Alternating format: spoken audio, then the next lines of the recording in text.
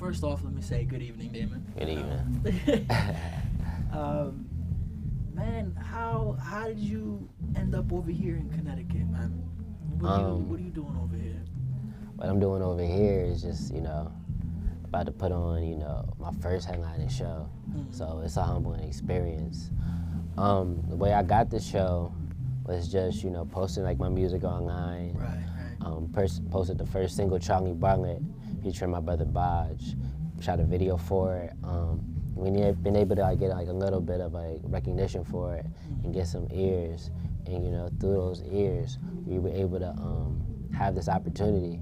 So it's just from working, but it starts before that. It's been years in the making. Yeah, I've read a couple of things that you started over in Jersey. You're only 20 years old, which is amazing because you're younger than me, and you're out here, working, and that's incredible to me. We've all seen a couple friends who are, throw a beat down, we'll freestyle, whatever. How did you start? Like, what made you spit your first line? What made me start was literally just starting. Yeah. I think what people get caught up in most is not being able to keep going. Okay. The way I started was, just a friend and I. We both just like music. We sung people's songs all the time, whether it was the Temptations or Lil Wayne. We just always had our own renditions of songs. So we got our laptop and said, let's make a song, let's just do it. And it started off with like, using the keyboard on the computer to make your beats and record yourself, and use a computer mic to record yourself, to a real keyboard, then a real microphone. Then eventually I was, blessed with the opportunity to go into a studio. And like I said, I just kept going. What made me start music, and the reason why I love music so much is, I think when I was like 5, I have an older sister, so she controlled the TV on the weekdays. So it was like less Dragon Ball Z and more like TRL. Yes, I've heard you mention Dragon Ball Z a couple of times. I love Dragon Ball Z. That's like my favorite cartoon. I was so deprived of it as a child, though. So like I watch it all the time now. Yeah. You see the movie that came out? I'm slow on the movie. My boy, he sees every movie. He can tell. I'm like, yo, you're killing me right now. You're killing me right now, kid. But like I saw, it was a Cash Money Millionaires video, and it was called Project Chicks, and all the Mandy's Freshest verses made me laugh. It reminded me of my mom. It made me laugh because it was something comedic my mom would say, and my mom would rap. They're like, the ladies having babies without no drama. And it was funny. And then I saw this kid come up. He was just rapping, He was just doing his thing. And it amazed me because he was the same age as my sister. And what amazed me wasn't the fact of what he had, it was just the fact that he figured it out. He figured it out. He said, this is what I want to do. This is my goal. I'm going to do it. He was doing it. I never knew that was an option. Right. You're 5 years old in capitalism, so you understand. It's school, then a higher school, then even higher school, then you get a job, and then you just work in a suit or something like that. I didn't know like someone so young could take control of their life. So I never knew exactly what I wanted to do, but I knew I wanted to take control of my life. I knew I didn't really care about like a system, but more so just finding a way, how do I want to live my life, and then how do I just make money off of it? How am I able to, support myself off of it? How do you do what you love? Yeah, and just not even just get paid, just support yourself, be able to support your family, be able to be a functional member of society.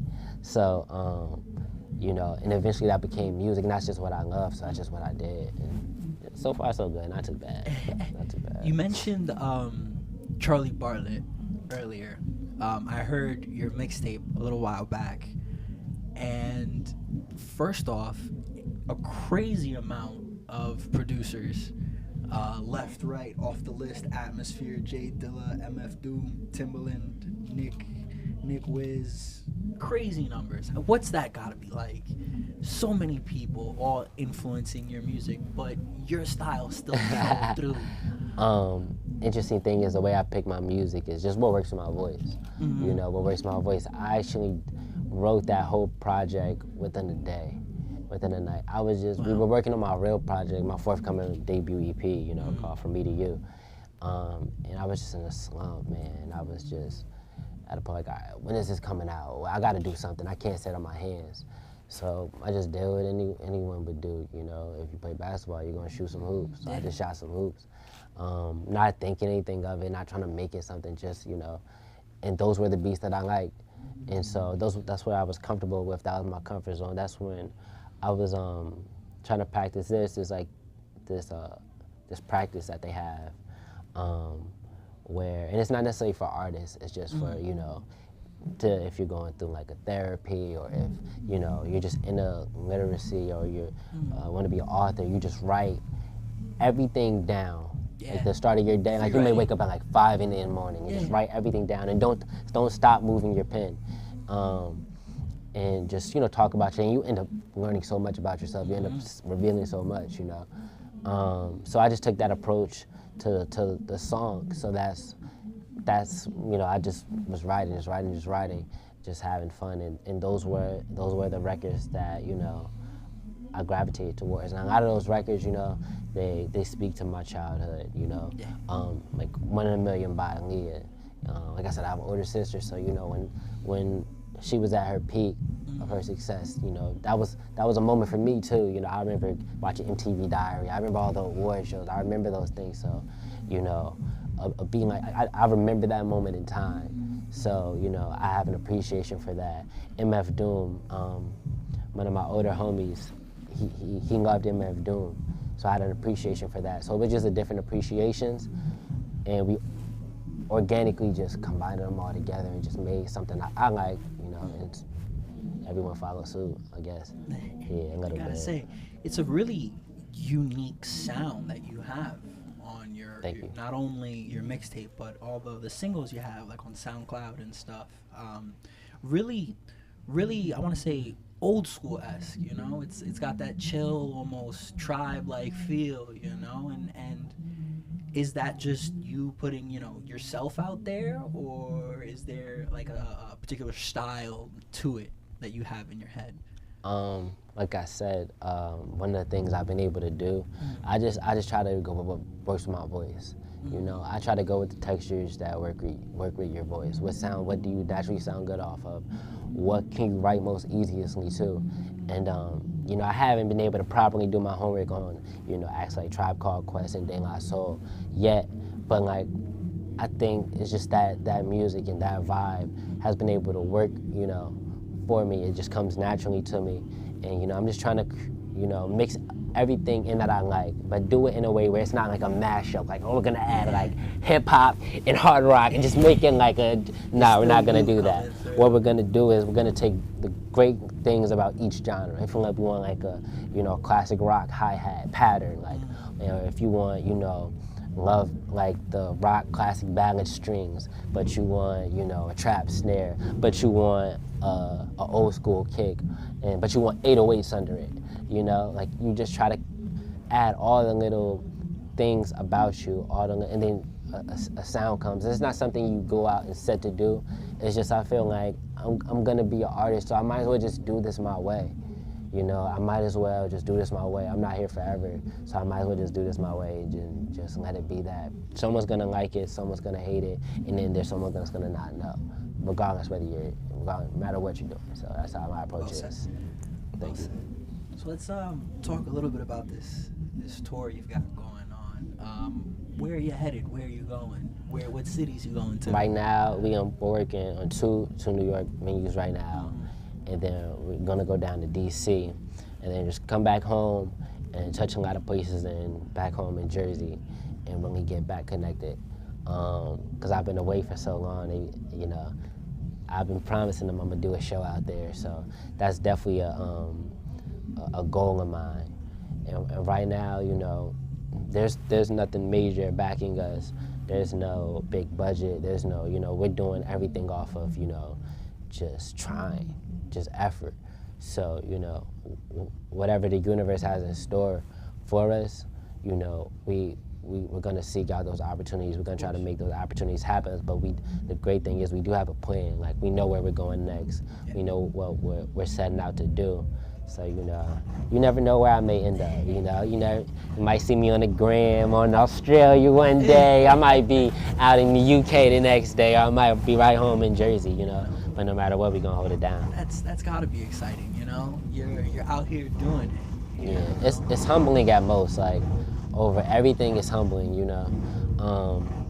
It's kind of like a why me kind of thing. Like, or me, like, I'm included in this. Like, I matter enough to do this too. What I'm doing makes enough sense or works enough to do this too. Right. It's a very humbling, thing. We don't do it just for this. Obviously, you do this to get recognized. But, in my case, in my whole team's case, we don't do it for the attention aspect.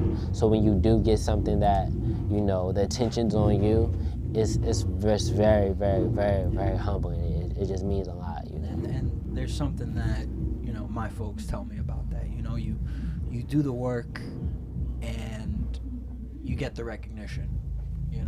Word up. You do the work, enough people are gonna like you. You put yourself out there, enough people are gonna like you. No matter what, you're gonna get the recognition. So that's, I guess, a word of encouragement. I guess. Right. They taught you Where would you be most excited to play at? You're staying up. Seems like you're staying in like the northeastern area. Where would I be most excited to play at? Right now, under these circumstances, man, I just want to be somewhere else where they know all the words. That's my goal. Go be somewhere else, somewhere that's not home, and they know all the words to your songs. Okay. It doesn't matter where it is, but just in the big scheme of things, definitely want to do like a sold-out show at the Garden, whether it's the arena, whether it's the theater, preferably like one day I'm gonna get the big joint, but definitely the Garden, definitely the Best Buy theater, because I remember seeing Schoolboy perform there. Like, we got invited out there to see that, so I would definitely want to have that myself one day, and definitely like overseas, like I said, Australia, the UK, Japan. Like, that's one of my favorite places. That's one of my favorite places, just as far as culture, just as far as the things that I like, the things Nigo has done with Bape, and just all the different designs they've been able to do. Like, that's one of my favorite places. So if I could have what I'm doing over here, impact people over there, and have a show there, and like they know what's going on, like they know who this is, like that'd be like super tight. Yeah, that'd be super tight. The next would probably be the moon. Next would be the moon. We going there next. That's gotta be a sick feeling, man. You know? Yeah. The people that barely speak English, but they'll know all your words. Yeah. That's pretty fresh. Getting back to the music about it. I'm sorry, I'm a little all over the place. That's all. Who you say you like doing it your way, your music we're talking about, sampling tracks or sounds from everywhere, but who did you listen to growing up, and who influenced your sound now? It would be a disjustice just to say one person, because there's so many people. Right, of course. Between the influences my dad has played for me, the ones my mom has played for me, and they have like polar opposite music tastes. Yeah, like they have like polar opposite music tastes. Like my mom is like, she's like Pat Benatar. My mom is like Pat Benatar loves the battlefield, like Prince, When Doves Cry. My dad is like Mobb Deep. Oh, wow. My dad is like Mobb Deep. He's like, like KRS-One, like that type of wave. So, and that between, like I said, my sister, right? And just everything in general, I've just been blessed to have like so many different influences. But I would definitely have to give it up to like Lauryn Hill. The Miseducation of Lauryn Hill is like probably my favorite album. Jay-Z, Kanye West, Pharrell, MGMT, Kid Cudi, Stevie Wonder, people that just are able to make great songs. Like they're able to format great choruses under great music, and you get it. Like you understand exactly what they're saying. Like Stevie Wonder can make a song where the chorus is the whole song, but you'll sing, and the song could be 6 minutes long, but you'll love every minute of that song. I think those are the remarkable songs. So it's Pink Floyd, The Dark Side of the Moon, one of the most best sequenced albums you can play it from. A wide variety. Yeah, a little bit. I try to be multifaceted a little bit. So, and even just not artists, but like just people I felt like are just strong people. Like probably one of my biggest influences just in life was Allen Iverson. Allen Iverson, because you know, it was just remarkable. Because I'm not the biggest guy in the world. Like I'm not out here knocking nobody out. Yeah. And so I was like like kind of a small kid. And I like basketball players and I loved basketball, but I felt like, okay, you're that size, so it wouldn't make sense if you're good. Like it makes sense. Like if you're 6'6", and you're like 200 pounds, you're playing amongst your peers. He was so small, and he was an elite player. You know, he was an elite player. He had a heart. You know, if he was gonna fall, he knew he was gonna fall once he got to that paint, but he still went to the paint, and he just fell and then just got back up. And you know, and he was himself. He wasn't making his image to be anything, whether it was negative or positive. He was just being himself. So a lot of times I've been able to take that approach in my life and just, you know, just understand if you're gonna fall, you're gonna fall, but you're gonna fall on your own terms and you're gonna get back up. So it's been so many influences musically, outside of music. I think I'm so original. It's because I've had so many influences. There's so many, you know, ingredients in the pot, and that's what made, you know, this. So it's definitely like hella people. Kid Cudi, a big one. Kid Cudi's a big one. You mentioned Allen Iverson. So you're a big basketball head, or you? I like sports. Okay. I like sports. The thing is, I dip and dive. It's hard to keep up sometimes, especially being a Knicks fan. Oh God. Being a Knicks fan, like I think I might take a break this season. Like, I'm not messing with the Knicks this season. I love them, but like, who can take that emotional toll? So tough. like, I've been just with my schedule and things. I haven't been able to get right. I'm not fantasy league ready yet, but you know, yeah, I love sports like basketball, lacrosse, football. Like, I was one of them kids. I played anything. If I could run, I would do it. That's awesome. How you feeling about tonight? Tonight, little nervous, a little excited? Not nervous, just really appreciative. You know, there's so much that comes along with this. This means so much to so many people. Like this, obviously, it means a lot to me, but you know, it's a whole town of people out there, you know, that we're not spoken for. I'm from New Jersey. Like, don't nobody care about you, you know? No one's going on vacation to New Jersey. No one cares about our problems. No one cares about our issues. So no one's really interested in hearing our stories, but I know so many people with so many fantastic stories, you know, so many beautiful stories, whether it was tragic or whether they, you know, fairy tales.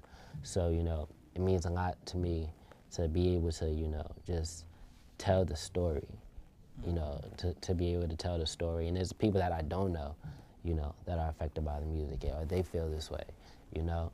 So it's really just I'm just really appreciative to be the one with that responsibility. It's really humbling because, like I said, I don't do this for that. I don't do this chasing that, but to receive it, I mean, what more can you ask for as an artist than to be able to display what you have to offer? So man, this is really, I really do appreciate it a lot. It's tight. It's tight. It's gotta be exciting, right? Yeah. So, who else is in the crew with you? The Saint season campaign, man. We're a deep campaign. It's really like, you know, just something we're doing to, you know, curate the lifestyle, curate the look and the aesthetic of what is Damon StCloud. It's just like a campaign of people that believe in what we're doing, believe in, you know, the visual, believe in the music. That's just it's so many people. But tonight I got my brother Bodge with me. He's on the first single, Charlie Bartlett. Yeah. That was a special moment. It's like his second show, and you know, I had to do a couple shows. we done showcases, we done, you know, talent shows, we done all type of things. So to be able to put someone you care about in a position for opportunity that's bigger than the first or second opportunity you have, man, that means the world to me. I can't wait to go see him perform. I got my videographer, Black Sambo, with me. He's directed SAS. He's directed One in a Million for me. He directed Grow Up for me. we co-direct all my videos together. He shoots all my videos. He shoots, 90% of, the Damon StCloud content, the Saint season content, and he here's with me. And he's been here from the beginning. He was the foundation. It was me and him, for this thing to grow. So this is both our moments. Him as a photographer, as a videographer, and me as an artist. This is both our first big show, So he's here rocking with me. And I got NKNX, that's my DJ, here with me. DJ for Rutgers, radio station, and we both feel like it makes more sense to come together than to like try to just do separate things. We're both already friends. We both, have a well rapport with each other. And let's combine this and let's make it, something that works for both of us. And ever since then, like, it's been cracking. Like, we're like best friends, you know. So, everybody in the team, they're really connected to the music. They're really connected to the aesthetic and everything that is behind this and what the bigger picture. So we're all just about, pushing that, not pushing Damon StCloud, the artist. It's about pushing, what this really means to people, what this is gonna mean to people. So we're deep, but it's a lot of devoted people. Yeah. So it's really about pushing the music and each other and getting each other's sound out there, huh? Yeah, it's really about, cultivating, a vision. Yeah. When you hear Damon StCloud, what are you gonna think of? With certain artists, with certain brands, with certain everything, there are, triggers that come off in your head the minute you hear that name. That's what we're trying to do. We think we all have the, creative ability. We all have the intelligence. We all have the everything that it takes to do it. Let's just see if we can do it rather than just promote. This is my friend who raps. Yeah. Let's really take this thing as serious as we want people to take us. So even though I am the core artist, I am the core of what's being promoted and everything, Saint season, this campaign is so much bigger than me, and it's awesome. Like, I'm just the face, but there's so much that is behind it, yeah. And so much that it means to it that is deeper than the face, and that's what we're trying to, bring out to the people, like make sure that they can see that and they feel that. So it's dope just going through the process. It's really dope. Multifaceted, like yourself. Yeah, it's definitely a multifaceted, we don't want to just give you dope music. We want to give you dope videos. We want to give you dope pictures. We want to give you dope shows. We want to give you dope experiences, After this, everyone that come here, they got to go back to work. They got to go back to school. School might suck, work might suck. Both might be great, but there's some other nonsense you're dealing with at home. You're only gonna be here for what, a couple hours? So we gotta make sure we give people an experience, We gotta make sure people are escaping from, their everyday lives. It's a little bit like an outer body experience. You kinda wanna escape the society and the system that you work in every day. And you just wanna go to this place and hear some music and see something and trying to just get a huge deep breath for 40 minutes. And so we just try to provide that for people and really provide a place where the kids can go wild. We want the kids to go wild. That's what we want. We want everyone to just let the the systematic self go for a minute and just appreciate it, because all we got is this little bit of time. Shoot, I'll say you already succeeded on my book, man. I'm not gonna lie, I bumped the mixtape and I'll just lay there and just appreciate that. and just be in that moment, I appreciate that. That's the sign of at least in my eyes, a good artist, Thank you, I appreciate that. When you can take somebody else and put them in your moment, in your music, You said your brother's out there. You recorded Charlie Bartlett with your brother. You're gonna go see him now. That's gotta be really weird, really cool. Yeah. I've got a brother. I can only imagine what your relationship is like. Well, that's not like my blood brother. That's just like family. Yeah, that's like family. He don't gotta knock when he comes to the house. He's good. He's the guy that when you're not home, hey, mama, how you doing? Yeah, you know? and the great thing about my mom and my parents, like, we able to have those relationships. That's how my videographer is, That's how, my real friends are. We're not friends, we're family. So, when I say, that's my bro, or something, that's not something I say lightly. I know a lot of people say that, like, I don't take that. Like, if you my friend, I'm gonna say, that's my homie, like, that's my friend. But if I say, like, that's my bro, that means, we have a very unique relationship, and Baj is no exception. Like, I think he's super talented. I think he has so much potential. I think he has a great voice. He has, that raspy, that hard, that painful voice, that music needs. Like, you always need just, that the artist with. So even when they're not talking about something painful, you could just hear the pain in their voice. They got so many real stories. We've been through so much madness together. And he been through more madness than me.